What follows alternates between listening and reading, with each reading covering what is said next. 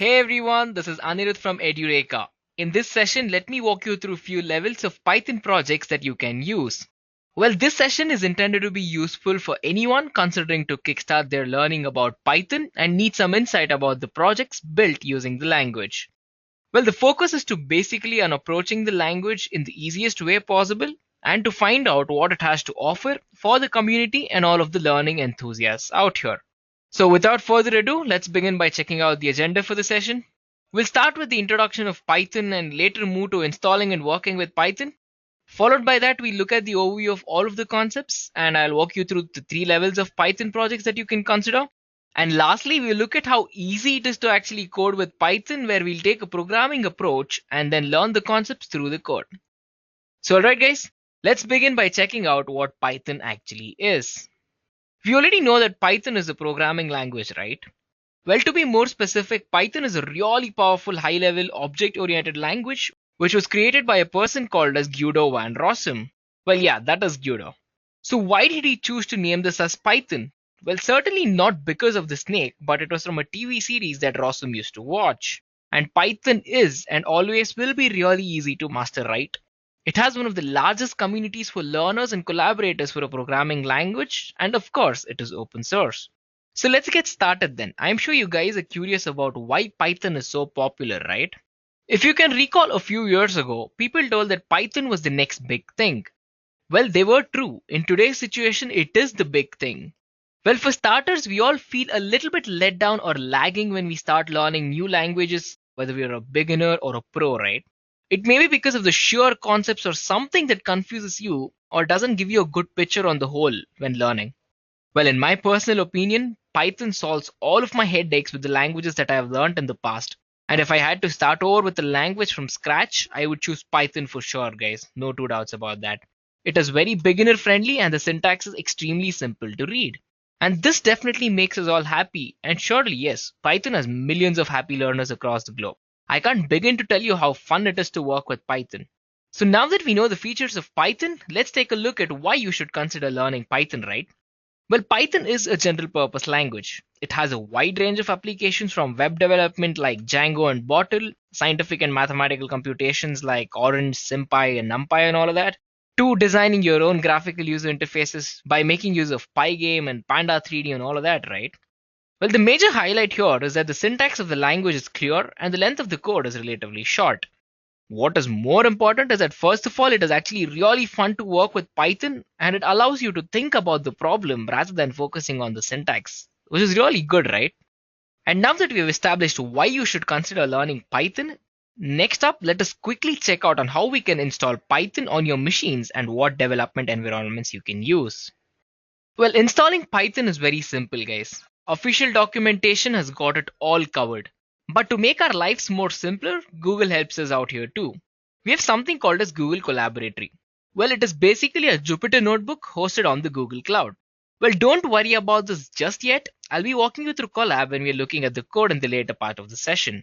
We also need to check out some of the development environments, or IDEs for short, so that we can use it to write Python code in. Well, we have PyDev for Eclipse, PyCharm, then we have Notepad++ and Bluefish for all you Mac users as well. And we have Komodo and Vim too. Well, these are some of the many IDEs out there that you can use to develop the code in. I suggest you use something that you're comfortable with and go from there, guys. So now we have the environment set, right? So what's next? Well, let us look at Python trends. Here I have for you a chart from Stack Overflow. Look at the growth of Python from its inception. So it's basically showing how many people are engaging with Stack Overflow and viewing questions related to Python. And all of the top trending data science jobs use Python mainly as well. Well, Python is growing exponentially, guys. You can see it here, right? So if you don't believe me, believe the numbers. Well, we've established that it is trendy, but now we need a foundation to go about learning Python for our projects, right? Well, it all starts with learning all the basics and the fundamentals to go about learning Python for our projects, guys. And this will basically tell you how comfortable you are with Python as a language on the whole. Later, you'll have to look at code and work your way from there, correct? Next would be to definitely look at what Python is being used for in real life. This will play a major role in finding out why you have to learn Python, right? And followed by that, this is definitely to look at what projects you can tackle with the current knowledge you have. Well, diving into the depth of Python will help you to assess yourself at every stage as well. Guys, projects are basically used to solve a problem at hand, correct? When you think about it, it is as simple as that. If providing solutions to various simple and complex problems is your kind of a thing, then you should definitely consider working on projects. And after you've got your hands dirty with a couple of projects, you will be one step closer to mastering Python. This is really important because you will be able to spontaneously implement what you've learned on something as simple as, say, writing a calculator program, all the way till helping you achieve artificial intelligence, guys. And that sounds really good, right? So let's begin by checking out some projects in Python that you can go ahead and work with. Well, to keep this session simpler for you all, I have divided the projects into 3 levels, guys: easy, intermediate, and advanced. So let's take it real slow and work our way up. And I'll give you an example project for all of the 3 levels of expertise. And just before we dive into the projects, here's another quick recap of the progress. We start with the fundamentals and work our way through basic code. We then work with easy projects which will only require the base package of Python installed on the native system, guys. In the intermediate project sections, we'll be looking at using external libraries to actually work with Python. Well, nothing very complex just yet. But not to worry, as I said before, Python has amazingly good readability, so you can almost figure out what is happening with code most of the time, even if you're seeing that piece of code for the first time, guys. And then moving on to advanced projects would make sense, right? So using Python for specialized requirements, as I previously explained. In my opinion, achieving artificial intelligence is one really good use case of an advanced project in Python. Well, what do you guys think? Head to the comment section and let me know. So next, let us check out our first level of Python projects. So to achieve any answer, we require a question, correct? That forms our problem statement. We analyze and arrive at a solution. Then we check on how we can achieve this with Python, and lastly, Python solves the problem for us. There are many sub-levels at this stage. We can always start with the Hello World program, right? We can write simple programs to make calculations easier, or any basic programs that solve tiny problems. Next up would be to convert one type requirement into another. String manipulation is very important and it forms as the fundamental for many other concepts that you build up, so it is essential at this level only, guys. And lastly, we have Hangman. Wait, what is Hangman? Well, I'm sure all of us have played Hangman at one point of time in our lives, right? So it is basically a game where you guess the word. It is as simple as that. So we have a hidden word. We ask the user to first figure out what it is. We then give the user a certain number of tries to achieve it. If successful, then the word guess is right. If not, you just ran out of attempts, guys. Pretty simple, right? So let's quickly look at the code and figure out how it works. So guys, I quickly opened up my PyCharm and this is the development environment that I'll be using for this particular project. Let me quickly walk you through the code in a pseudocode format, right?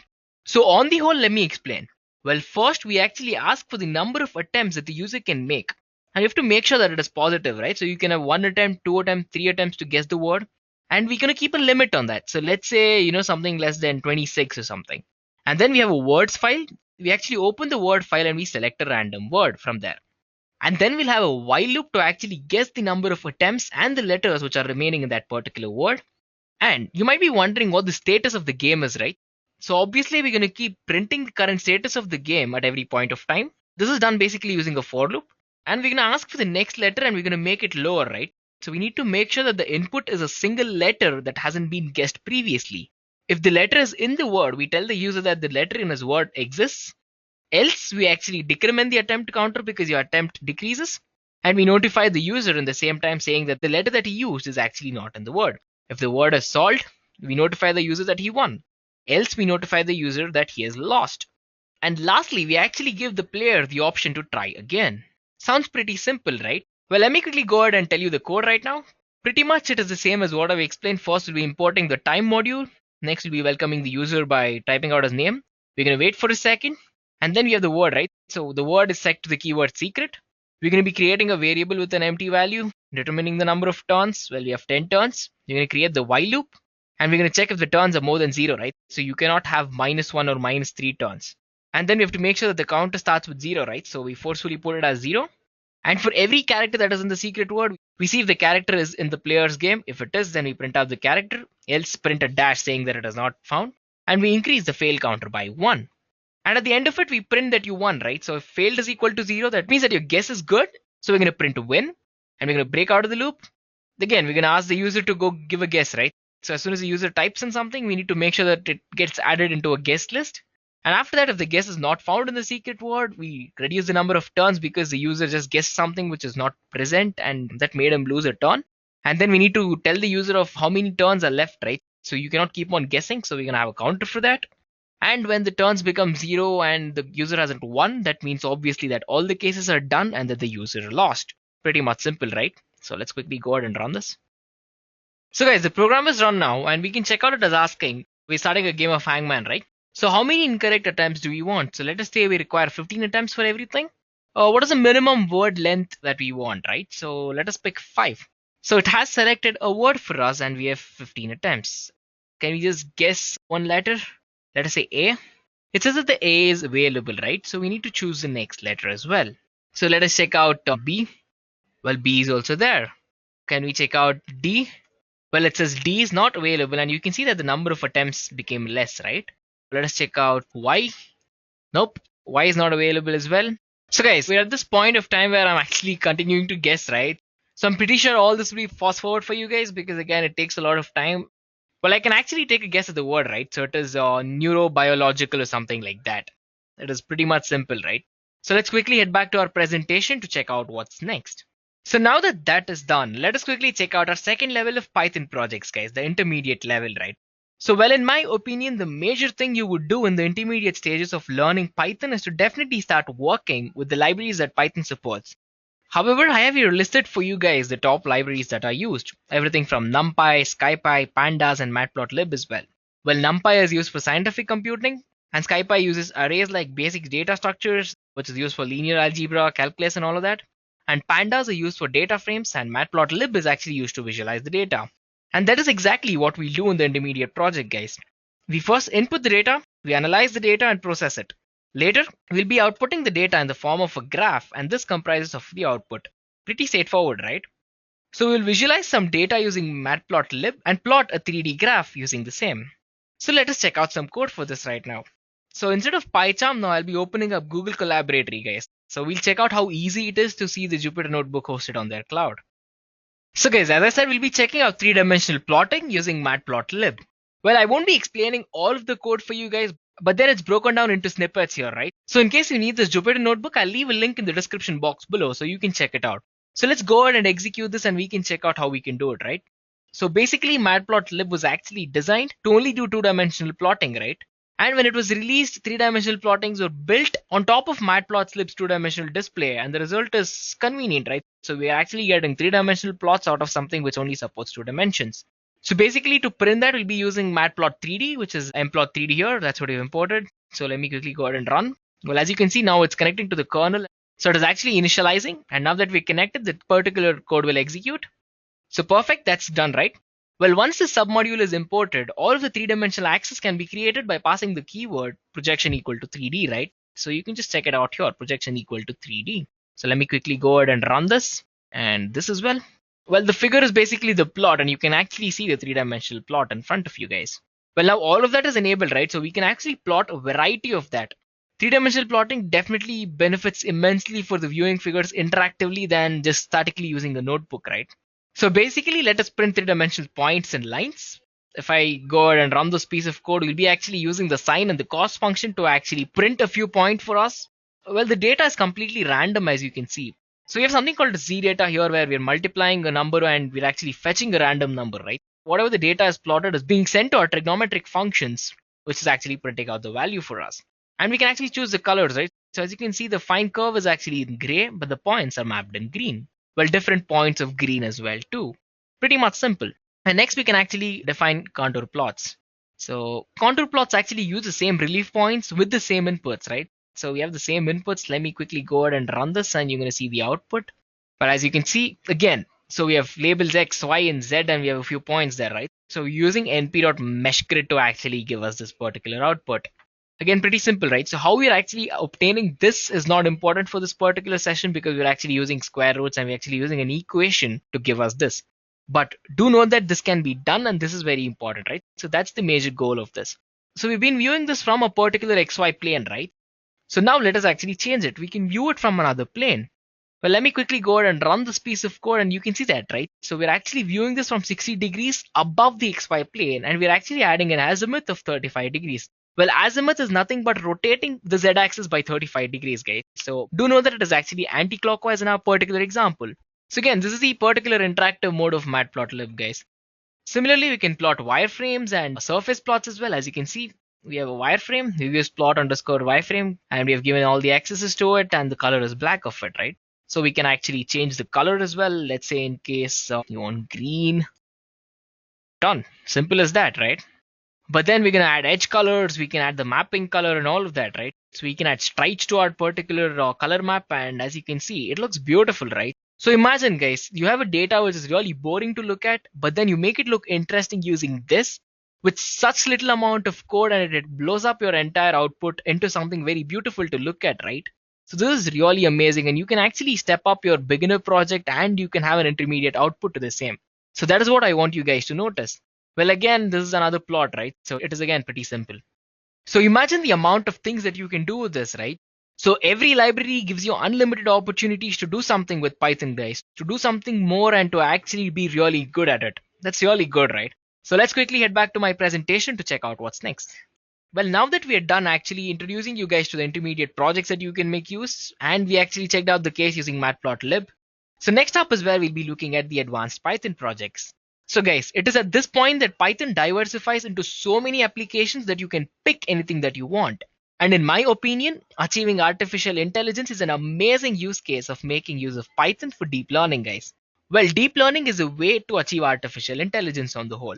And there are many libraries like that. Let's say TensorFlow, we have PyTorch, we have Keras, Theano, and many more for this very purpose, right? So I do actually have a detailed video comparing the top 8 deep learning frameworks. I'll leave a link in the description box below, so make sure you check that out, right?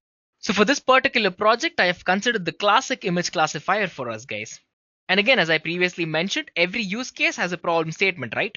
So what is ours? Well, let me quickly read out the problem statement for you all.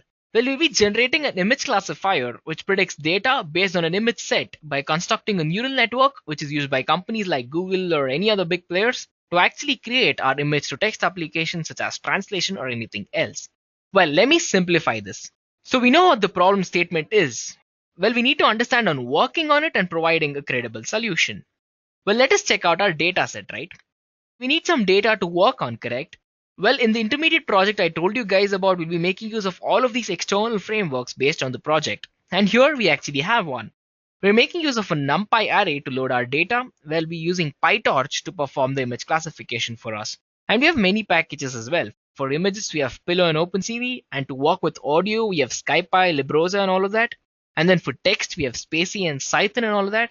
And Torch Vision is a part of PyTorch, right? So Torch Vision actually helps the user to avoid writing a lot of boilerplate code, which I'm sure no one here is interested to write, right? So we understood our problem statement, but what does our input look like, right? So well, since it's the CIFAR 10 dataset that I've used, here is what it looks like. So we have 10 data points ranging from aeroplane, automobile, all the way till truck. We have 10 images for each of these data points. So in total, we have 100 images, right? And each of the images is a color image, as you can observe. A color image will always have 3 channels, red, green, and blue, as in RGB. And do note that in this dataset, each image is of the size 32 cross 32 pixels. So now our input is set. So is the output data. Well, let us look at the entire project in the data flow diagram, right? So check out this quickly, guys. This is an entire flow diagram for how the project actually works, and I'll quickly walk you through the same. So first, we'll actually begin by loading our dataset, loading the images in this particular dataset. And then we'll be reading the actual data set, right? So we need to figure out what the actual data is and normalization. Guys, normalization is basically telling our program and writing code to make sure our program actually makes some sense of the input, right? So after that, we'll be actually defining our neural network and we'll be defining the loss function. Well, the loss function is to actually increase accuracy at every point of time. And lastly, we'll be training the network. Well, training the network is actually to reduce the losses at every iteration. Well, as you already might know that deep learning is a process of iteration, right? So every time the process is repeated and we decrease the loss. And we test the network based on the training data. And lastly, we make predictions on our data set to check if our model has actually learned anything. Well, guys, again, it is at this point of time I'd like to tell you that we have a detailed video on PyTorch as well. So make sure you check that out in the channel, right?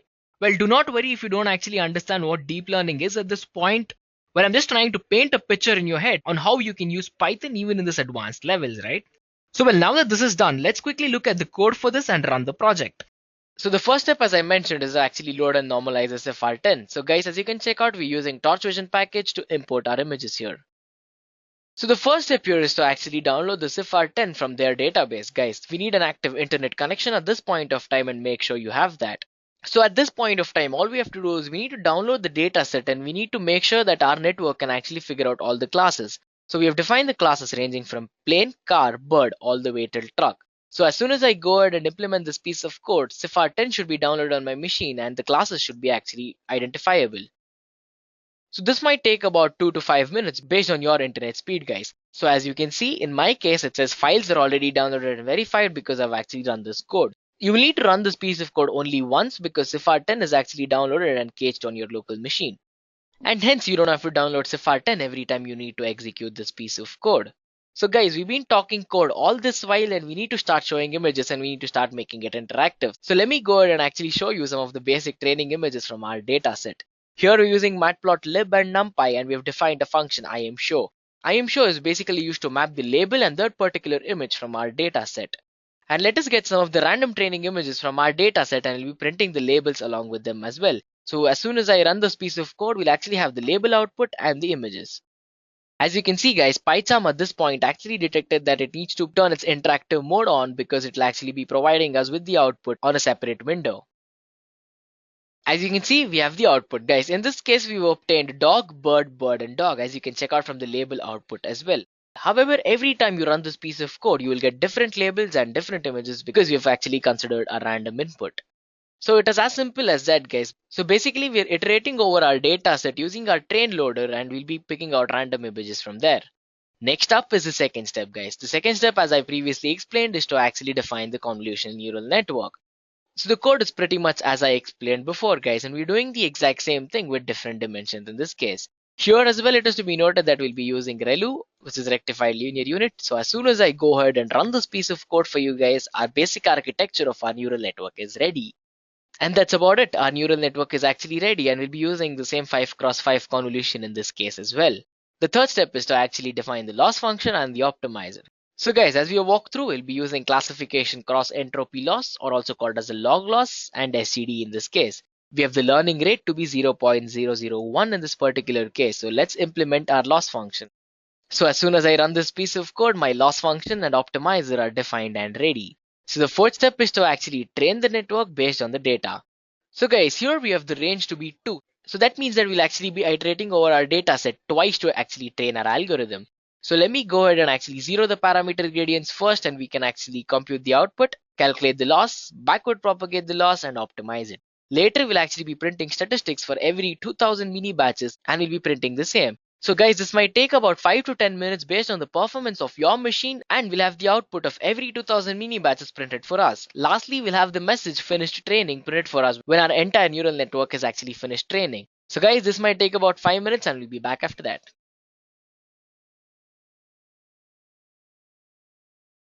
So guys, that took about 2 minutes for me and we can actually walk through the output. So as you can see, for the first iteration, for the first 2000 images, the loss was actually calculated to be 2.186, which is really high. And the iteration to actually train our dataset, as you can see, at every step is actually reducing the loss. So from 2.186, we went to 1.797 and it kept reducing further until we actually came to 1.239. Guys, for our case, I do believe that 1.239 is more than sufficient to actually perform detection on our image set. So let's go ahead and check out what the next step is. So the next step is to actually train the network based on the training data. In this case, we have only trained the network for 2 passes and you can do it any number of times you require and at each pass reduces the loss as I previously explained. Now we need to check if our network has actually learned anything. So we can check this by predicting the class label that the neural network outputs and checking it against the ground truth as I previously showed you in the flow diagram. If it is correct, we'll be adding it to the list of correct predictions. If it is incorrect, we need to train it again. So let me go ahead and print some images to show you what the ground truth actually is, followed by the labels and the images of it. So as you can see, in this case, we have cat, ship, ship, and plane. And you can check out the same from the labels as well. Now we need to actually check what our neural network thinks of it. So let's go ahead and print the predicted output followed by the labels of it. As you can see, it says frog, ship, plane, and plane. In my personal opinion, I think this is good enough. But there is a certain aspect of error to this. So guys, to be certain about this amount of error, we need to actually pass the entire dataset to this piece of code to check what our network actually thinks of it. So let me go ahead and print the accuracy of the network for every 10,000 test images to see. I am guessing about 50% for the loss we obtained, but let's check it out. So guys, the accuracy of the network on the 10,000 test images is 56%. Guys, 56% is actually really good for just 2 passes. And this actually makes sense instead of randomly predicting our data, right? So lastly, we need to check what are the classes that actually performed really well and what are the classes that actually didn't perform well. So actually to do that, we'll be iterating over our entire data set and we'll be actually predicting the labels and printing the labels corresponding to that. So let me go ahead and run this and we can actually print the accuracy of all the classes of detect. So let's actually execute this piece of code which prints the accuracy of all of the individual classes. So guys, as you can check out, the accuracy of detection of the plane is 66%, accuracy of detection of the car is 79%, so on until horse. This is an extremely decent result for just 2 passes, guys. So let's head back to our presentation to check out what's next. Well guys, now that that's done, let me quickly conclude the session for you guys. We started out with introduction to Python and we looked at why Python projects are so popular, right? And later we checked out the projects that we can do using Python and we discussed the 3 levels of projects: beginner, intermediate and advanced. Guys, it is at this point I'd like to tell you that I have curated an in-depth video on Python meant for beginners. I'm getting some really good feedback on that, so I want you guys to check it out and let me know what you feel. We also have in-depth videos for TensorFlow, PyTorch, Keras, and so much more. I'll leave links in the description box below, so make sure you check it all out. So that is it for the small session, guys. I hope you took away some real good points from here and that this helped you kickstart your Python learning. So thank you guys, you know what to do. If you have any queries, leave a comment and subscribe to our channel for more information on the latest technologies and the courses offered. I hope you have enjoyed listening to this video. Please be kind enough to like it, and you can comment any of your doubts and queries, and we will reply them at the earliest. Do look out for more videos in our playlist and subscribe to Edureka channel to learn more. Happy learning!